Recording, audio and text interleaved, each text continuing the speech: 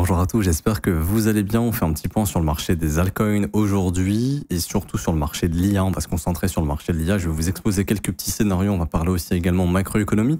Et juste avant, je vous rappelle, on a nos algorithmes rentables qui sont mis à disposition gratuitement. Ce sont des algos de trading 100% automatisés que vous pouvez activer sur votre compte. Donc ça se passe sur Bitget. Je vous explique tout ça juste après.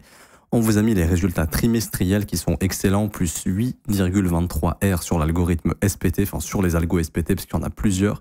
Également sur les stratégies LIM, les algos LIM, on vous a mis les résultats, vous pouvez les consulter ici, dépendamment des paires, etc. etc. On est 100% transparent. Vous avez les résultats de A à Z, les axes d'amélioration, ce sur quoi on se concentre. Enfin, vraiment, il n'y a aucun service qui vous propose ça et en plus de ça gratuitement. Pour l'obtenir, c'est simple, c'est le premier lien en commentaire épinglé. Ça vous ramène sur la page que je suis en train de vous montrer. Vous vous inscrivez sur Bitget via notre lien partenaire. C'est ce qui nous permet de vous donner les accès aux algorithmes. Une fois que c'est fait, vous validez votre KYC sur la plateforme. Vous cliquez ensuite sur ce lien, obtient nos algos trading 100% gratuitement. Vous renseignez prénom, email identifiant Bitget. Vous cliquez sur rejoindre et une fois que ça c'est fait, il y a juste à cliquer sur ce lien. Configure nos algos de trading. Vous avez 4 vidéos à regarder, on vous explique tout. Comment mettre en marche les algos, comment configurer les montants, comment configurer le risque, comment consulter les trades, comment consulter vos gains, comment mettre en pause les algos si besoin et comment les relancer. Bref, absolument tout. Et je rappelle que vous conservez 100% des gains, c'est ça le plus intéressant et que c'est gratuit.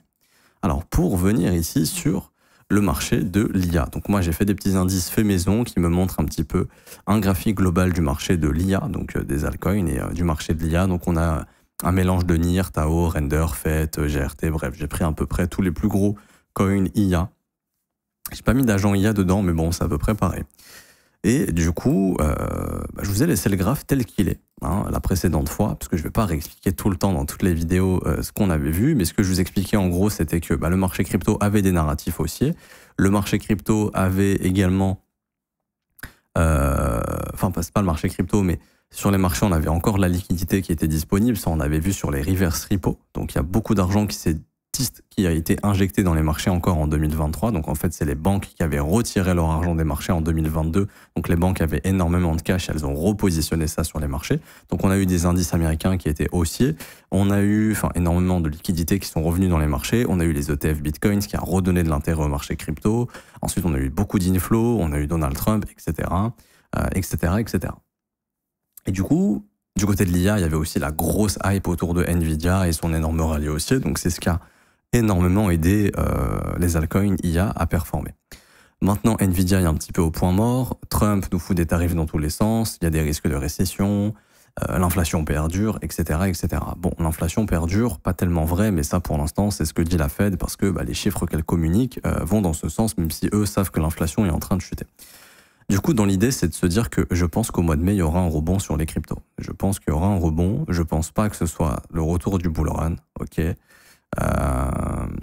vais vous expliquer pourquoi. Je l'ai expliqué dans ma vidéo sur Cardano, mais là, je vais rentrer, je vais rentrer dans les détails, mais je vais expliquer ça peut-être un peu plus facilement. En gros, le marché a purgé beaucoup de bad news récemment. Pas des bad news qui sont propres au marché crypto, mais des bad news macroéconomiques, comme les tarifs de Trump, etc., etc. Donc, on a les marchés américains qui sont faits complètement éclater. Sauf que ces marchés américains vont pas se faire éclater indéfiniment, quoique ça pourrait arriver, mais on va dire que c'est pas la chose la plus probable. La chose la plus probable est de se dire qu'on est en train de pricer tout ce bordel que Trump est en train de mettre. Sauf qu'au bout d'un moment, ce bordel de Trump, on est bien d'accord qu'on va passer à autre chose. On va passer à autre chose et au vu du CPI qui sera bon, probablement au mois de mai, je m'attends personnellement à ce que le marché américain forme des rebonds. Alors d'ici là, il peut encore se faire éclater, c'est-à-dire qu'on peut littéralement encore chuter, mais je pense qu'au mois de mai, il y aura un rebond. Alors l'ampleur du rebond, je n'en sais rien, mais je pense que ça bénéficiera aux crypto-monnaies également. Pourquoi? Alors ici, vous avez les VWAP, des investisseurs en moyenne qui sont bloqués, donc je pense que le rebond ne viendra pas chercher ces investisseurs. Mais bon, ça je reviendrai dessus après. Pourquoi on pourrait avoir un rebond? Parce que actuellement, les exchanges ont beaucoup de cash. Il y a beaucoup de stablecoins qui sont sur les exchanges et ces stablecoins peuvent servir à acheter des altcoins, du bitcoin, peu importe. Ça, comment on le voit? Ici, vous avez l'impression de stablecoin et on peut voir que on n'imprime plus autant qu'avant de manière récurrente. Ça, je vous l'ai déjà montré, mais on voit qu'on diminue les impressions. Mais quand il y a des barres vertes, ça veut quand même dire qu'il y a de l'impression et il y a des barres vertes, donc on imprime quand même. Donc on imprime beaucoup moins qu'avant, ça c'est sûr. Vous voyez, par exemple, ici, on a imprimé énormément. En novembre 2024, on était à 155 milliards. Un mois après, on était à 182. OK? Là, en l'espace de à peu près 3 mois, février, mars, avril, ouais, 3 mois, on est passé de 183 à 203. Donc, en un mois, on avait fait quasiment 30 milliards. Là, en 3 mois, on a fait à peu près 20 milliards. Donc, le rythme ralentit, mais ça continue de rentrer. Ça ne veut pas dire qu'il y a une demande massive sur les cryptos. Ça veut juste dire qu'il y a du cash à disposition sur les exchanges. Et c'est pour ça que ce cash, je pense qu'à un moment donné, il va être injecté et que ça va justement justifier des rebonds. Ça va justifier des rebonds. Pourquoi? Parce que quand vous regardez le prix, on est bel et bien d'accord que ça, c'est une dynamique qui est baissière. Ok. Maintenant, le fait que le marché soit venu purger le dernier plus bas du 5 août, alors ça va dépendre des altcoins. Tao, ça n'a pas été fait. Render, ça a été fait, par exemple. NIR, je crois que ça a été fait, ou c'est pas loin d'être fait. Bref, ça va dépendre des actifs. Mais sur l'autre indice, nous, on est venu chercher ce plus bas. C'est parce que vous êtes bien d'accord qu'une dynamique, il y a des rebonds. Et c'est pour ça que je ne serais pas étonné qu'on a eu un sommet, un creux, un sommet descendant, un creux descendant, que le marché puisse, par exemple, venir faire un dernier plus bas ici, prendre le plus bas du mois de mars, une dernière frayeur, pousser sur une sorte de divergence pour ensuite former, pourquoi pas, le fameux rebond grâce au CPI. Parce qu'en fait, les chiffres du CPI qui se rebond, c'est pas demain, c'est mi-mai, c'est le 13 mai. Donc d'ici mi-mai, le marché peut encore consolider, voire chuter encore un peu jusqu'à ce que les chiffres arrivent et qu'on puisse redonner un peu d'espoir sur les marchés financiers et le marché crypto pourra en bénéficier parce qu'il y a de l'impression de stablecoin. Et en fait, si vous regardez à chaque cycle, enfin à chaque cycle, non, à chaque phase de marché haussière ou baissière, hein, pas parler de cycle aujourd'hui, ici, quand il y a vraiment plus d'impression, il y a quasiment plus de rebond. C'est-à-dire que le marché vraiment il chute en ligne droite. Sauf que là, vous voyez, l'histoire se répète un petit peu dans le sens où le marché altcoin, il a top ici en novembre 2021, mais quelques mois après, on a quand même encore eu l'impression de stable. On était passé de 106 milliards à 133 milliards. Et on a eu ce rebond ici, qui a été quand même intéressant. On est passé de 234 milliards de valorisation sur les altcoins jusqu'à 359 milliards. Donc le marché altcoin avait fait de beaux rebonds, pour ceux qui s'en souviennent, en mars-avril 2022. Et c'est pour ça que je pense que ça pourrait réarriver. Ici, une sorte de rebond. Alors la question c'est, est-ce que derrière on formera un bottom et on repartira, ou est-ce qu'on va se manger ce qu'on s'est mangé à l'époque, c'est-à-dire on va se manger un truc comme ça. Ça, on verra bien. Mais en tout cas, c'est pas impossible, parce que, comme je vous le montre, macroéconomiquement, mi-mai, ça va s'améliorer, mais surtout, on va avoir ici, enfin, on a du cash à disposition, ok? On n'imprime pas autant qu'avant, mais on imprime. C'est un peu comme ici, vous voyez, à l'époque. On imprimait énormément, on a eu un gros bull run, ensuite on a réimprimé pendant plusieurs semaines beaucoup, et ensuite ça s'est calmé. Ça s'est vraiment calmé, il y a eu le dernier bounce, et ensuite il n'y a plus du tout d'argent qui est rentré. Mais alors plus du tout, même on cramait du stablecoin, et donc là on voit que le marché des altcoins s'est complètement fait défoncer. Et c'est pour ça que ce ne serait pas impossible d'avoir un rebond grâce aux stablecoins qui ont été imprimés. Là, par exemple, si je vous prends depuis le dernier dump, depuis le dernier sommet des 100 ans ici, du 6 janvier 2025, on avait 183 milliards de stablecoins, on en a 204 milliards. Donc il y a quand même des stables qui rentrent. Donc c'est pour ça que ça pourrait justifier ce genre de rebond. Et du coup, à mon humble avis, alors là je retourne sur mes indices, hop, comme ceci, voilà. On a la cassure de la trendline baissière. Bon, attendez, je vous retire là les stables. On a la cassure de la trendline baissière ici. Alors, c'est encore trop tôt pour dire to the moon, hein, mais la prochaine structure qui se forme de l'autre côté de cette trendline va, à mon avis, marquer le rebond. Va marquer le rebond. Et à mon avis, ce rebond, il ne faudra pas l'acheter. Hein. À mon avis, si vous voulez être honnête, si vous voulez que je sois honnête, ce rebond, il faudra le vendre. Ce rebond, il faudra le vendre. Alors, ici, je vous ai noté, c'est un truc que j'utilise beaucoup, les VWAP. Pour voir à peu près où les investisseurs sont bloqués, je prends vraiment des périodes qui sont à mon avis clés et qui vont me montrer à peu près où est-ce que les investisseurs globalement sont bloqués. Je vais en rajouter une, je vais rajouter celle de janvier 2024. Pour moi, il y a beaucoup de gens qui ont commencé à FOMO sur le marché crypto ici, et surtout sur les IA. Et on voit que à peu près sur mon indice, hein, les gens sont bloqués entre les 21 milliards et 19 milliards. Et ce que je vois, personnellement, la zone de retravail du prix, je pense que les altcoins vont revenir visiter pour la plupart le gros décrochage de cette bougie du 27 janvier en weekly. Vous pouvez aller voir sur vos graphiques.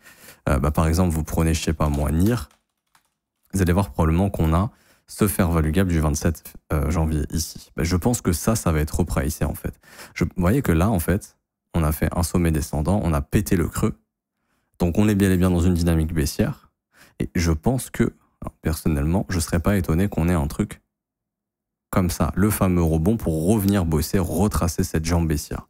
Sauf que bien évidemment, bah là, les dynamiques sont baissières et qu'au moindre pump, surtout comme ça, je pense que les gens vont tous reparler d'all season, de bull run, de to the moon, de machin, c'est reparti. Et je pense que bah, malheureusement, ce sera juste un rebond pour revenir reprice ces zones, parce que là, même là, vous le voyez, mais il y a des tonnes de stops à venir prendre. Hein. Ici, on le voit, mais là, pour moi, il y a une énorme zone de stop que le marché reviendra bosser. Et c'est pour ça que je pense qu'on viendra retravailler ce dump à peu près sur cette semaine du 27 janvier. Et ça me paraît être une zone complètement cohérente à revenir bosser. En dehors de l'IA, je sais que c'est pas de l'IA, mais même Atom, qui est un projet où il y a énormément de bag holders, par exemple, Atom, alors lui, bon, il est un peu plus avancé dans le mouvement, mais je pense que Atom, pareil, va revenir bosser cette bougie du 27 janvier. En fait, quand vous regardez sur les alts, il y a plein d'altcoins qui ont la possibilité de faire ça. Même Render. En fait, ce qui pour moi justifierait ça, c'est justement des chiffres de l'inflation qui vont un peu mieux. Et pareil, ici sur Render, on a ce gros fair value gap weekly, ici, donc du 27 janvier. Ça, pareil, je pense que ça va être repricé. Ok ?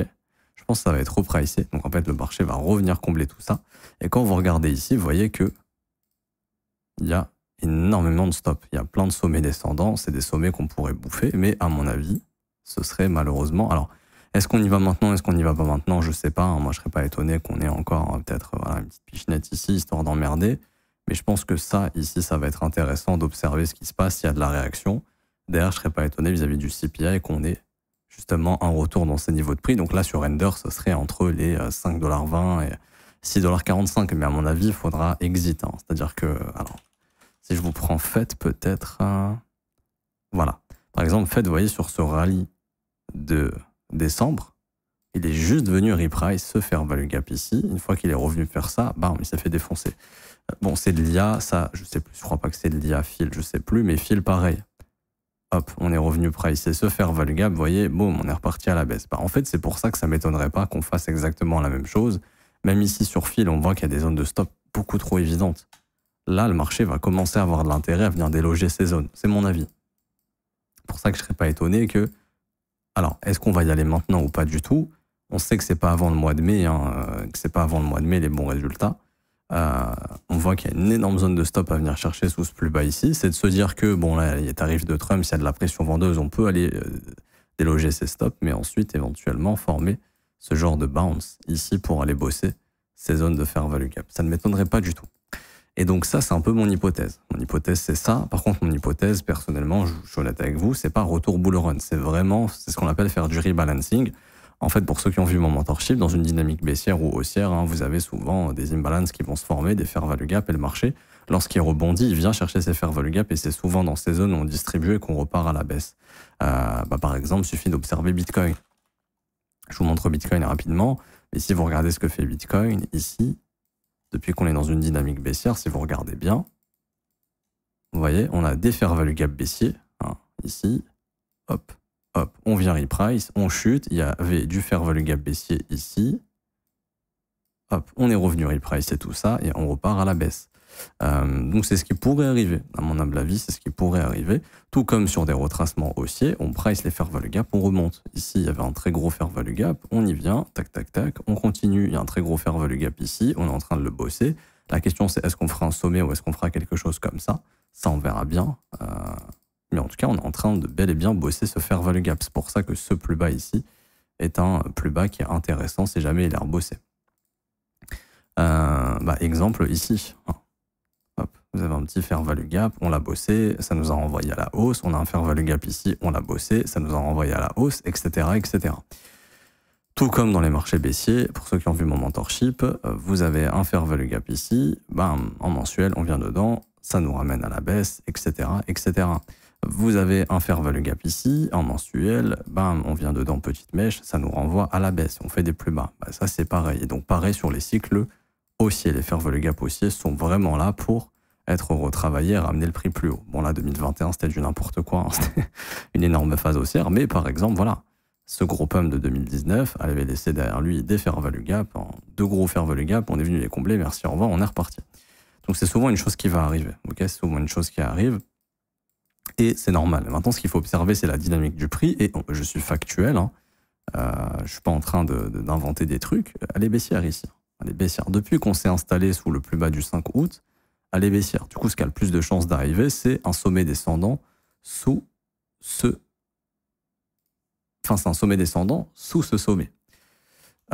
Si je vous mets des zones de prix ici, alors je pense pas qu'on ira chercher de la zone premium de tout ce mouvement, mais pourquoi pas venir chercher la zone premium du dernier mouvement baissier qu'on a eu ici. Et donc là, ça serait à peu près les 0,5 et donc ça correspondrait à ce fair value gap. Donc on retournerait à peu près autour des 16 milliards de valorisation sur le marché de l'IA. On est sur mon indice, on est actuellement à 8 milliards.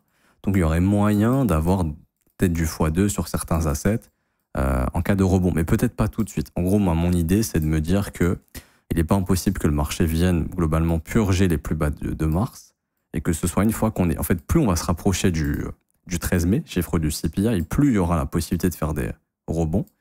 Et si d'ici là, on a purgé le plus bas du mois de mars, là, si ça réagit bien, je pourrais m'attendre au début, pourquoi pas, d'un rebond sur le marché, dans sa globalité. Donc là, je parle de l'IA, mais ça serait vraiment dans la globalité du marché. C'est juste que ça fait longtemps qu'on n'a pas fait un point sur l'IA. Ici, pareil, j'ai un autre indice qui est calculé un petit peu différemment. Il y a un peu moins d'historique, mais voilà, là, on voit qu'on est vraiment sur les supports de août. C'est pour ça que ce serait pas déconnant, peut-être, de faire un truc comme ça avant d'aller s'occuper, pareil, du travail de ces zones ici. Donc, pareil, c'est toujours la même bougie, hein, mais c'est la bougie weekly du 27 janvier. Pour moi, ça serait vraiment une bonne zone pour former ces rebonds. Pour vraiment former ces rebonds, si jamais ça arrive, ce serait pas déconnant. L'hypothèse du rebond peut totalement ne pas arriver, bien évidemment, hein, c'est tout à fait une chose qui est possible. Mais voilà, dans l'idée, c'est de se dire que ça peut quand même arriver, à mon avis. Il va falloir observer tout ça. Et puis sur tous vos assets, vous regardez en weekly s'il n'y a pas des bougies. Donc là, je regarde Matic. Pareil, Matic, si jamais il y a un rebond, pour l'instant, vous voyez qu'il continue d'aller à la baisse. Pourquoi? Parce qu'il continue de bosser ses fair value gap baissier, etc. Donc ça la ramène plus bas. Mais c'est de se dire que s'il y a un rebond global sur le marché, bon, peut-être qu'il viendra revisiter cette zone 42-37. Peut-être pas, j'en sais rien, peut-être pas. Mais ça devient des objectifs. Caspa, ça avait... ce serait peut-être cette zone ici, mais bon, là c'est un peu différent dépendamment des assets. Chainlink, je sais plus. Ce serait ici, 22 $. Bon, ça, faudrait voir, ça dépend des actifs, bien évidemment. Bien sûr, il n'y a pas tout qui peut exploser en même temps, c'est important de le comprendre, hein, mais voilà, c'est de se dire que des rebonds ne sont pas impossibles. Sur Others, de toute façon, ça se voit. Voilà, même sur Others, c'est une zone qui est totalement ouverte.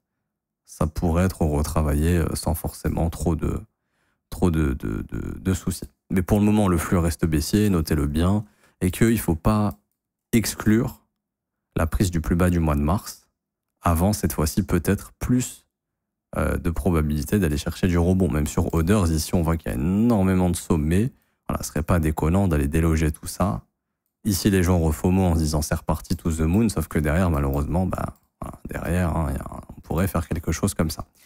Je m'arrête ici pour aujourd'hui, j'espère que ça vous aura plu. Si c'est le cas, n'hésitez pas à laisser un petit pouce bleu, vous abonner si ce n'est pas déjà fait. On surveillera ce scénario ensemble. Je vous ferai une mise à jour sur les altcoins IA une fois par semaine.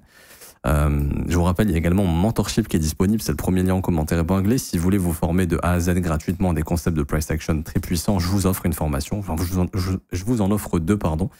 Vous avez la première partie qui est la théorie, ensuite la pratique. Je vous montre des concepts puissants, dont la théorie, ensuite la pratique, je vous montre comment les exécuter.